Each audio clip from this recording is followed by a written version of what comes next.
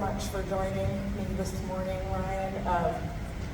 This has been a wild ride of a couple of years. You've been in the CEO seat at LinkedIn for 2.5 years, meaning you willingly went into the CEO role. Actually, no, it was a week before COVID. Oh, okay, a week before. Okay, so it wasn't knowingly. But what a fascinating time to take on a leadership role of such an iconic brand and important platform. What's that experience been? What's it been like? Trying to figure out how to answer this without this becoming a therapy session. Actually, just quick show of hands. Who here started a company during the pandemic? Anyone? Anyone take on a new leadership role during the pandemic? Anyone lead during the pandemic? I mean, everyone in this room has most likely had to make a series of very difficult, never before made decisions. And maybe I'll share a little bit about the last couple of years for me, and then a couple of things that I learned. But I was announced the CEO of LinkedIn in the first week of February 2020. My goodness, that was exciting. I had the whole path laid out. I'd been at LinkedIn for more than a decade. I built all parts of LinkedIn and just had a clear path of where we were going to go. I came up through the product and engineering side of things, so that was kind of my specialty. And announced, took the job, really exciting. And then week one was just all about, hey, we have 38 offices around the world, and I think we need to close them down. It's like, wait, what does that mean? How do you close them down? That's not what I'm good at. That's not what I know how to do. So that kind of kicked off the process of being the CEO. And it's always difficult to become a CEO. I think that level of difficulty is increased anytime that you're doing it at a well-known consumer brand. I think that it increases even further when you're replacing a well-known, respected leader, which is what I was doing.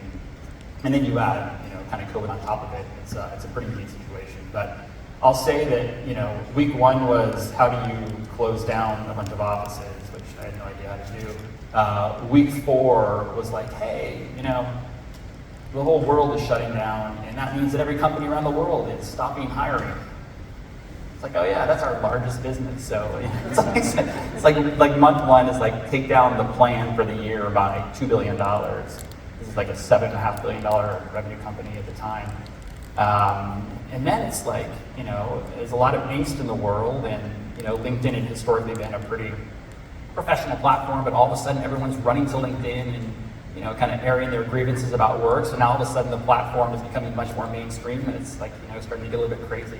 So I'm like, okay, it's like, this is really, really hard. And I think that for a secretary, you run through your mind, is the right answer here to quit. But it lasted like half of a minute for me before then I decided, this is what leadership's all about, hunker down. We completely reoriented the company. We decided this was going to be a paradigm shift, not a 1 or 2 month issue. Focused on, we have a learning business, people can't go and learn in the classroom, we're going to double down on that. An events business, people can't get together in person. Hiring is most likely going to come back in a different way, we're going to get ourselves ready for that. B2B marketing, events can't happen, we're going to double down on that. So this completely, went into this mode of reshaping the entire company, changing strategies, and then caught this amazing wave on the other side of it, and picked correctly, knock on wood. And we started to see this growth, and instead of ending that year around $7.5 billion in revenue, we did it like $10 billion, a little bit more $10 billion in revenue, and we had picked correctly. So that was like year one, which is this like tidal wave of craziness. Year two, here we go. Like we've picked the right things. It's a whole different set of challenges. It's how do you ensure that you can keep growing when you're a market leader? Then all of a sudden the platforms become so mainstream. You're in the middle of so many things that are going on around the world. When Ukraine happens, how do you ensure that both you can protect the platform and then help Ukrainian refugees find jobs? We're the only Western network that's allowed to operate in China, and that's a kind of a dicey market to operate in. So it's a whole new set of questions, but we kind of doubled down, and it was a different way of thinking and growing the company. And growing it the way this may not last forever, so we may have to pull back. We can't overspend right now. So then, we just ended our fiscal year, and did a little bit north of $14 billion in revenue. So over the last 2 years, we basically doubled the revenue of a 20-year-old company. And then all of a sudden, it's now. It's like, okay, it's a whole different world. There's, looming recession. There's tech is getting, decimated, obviously. And so it's just a whole new set of challenges right now. So I think looking back on the past couple of years, and again, you've all been through this to some way, shape, or form in all of your roles. I think for me, just a couple of things have been important. Number one, at a certain point, you got to have courage in these roles because there's so much information coming at you, and you have to be making decisions that have never been made before, and you can't let decisions just hang. You have to make a decision and move forward. Number two, you have to have conviction in yourself that you're making the right decision, even if sometimes you aren't, because if you are wavering as a leader, especially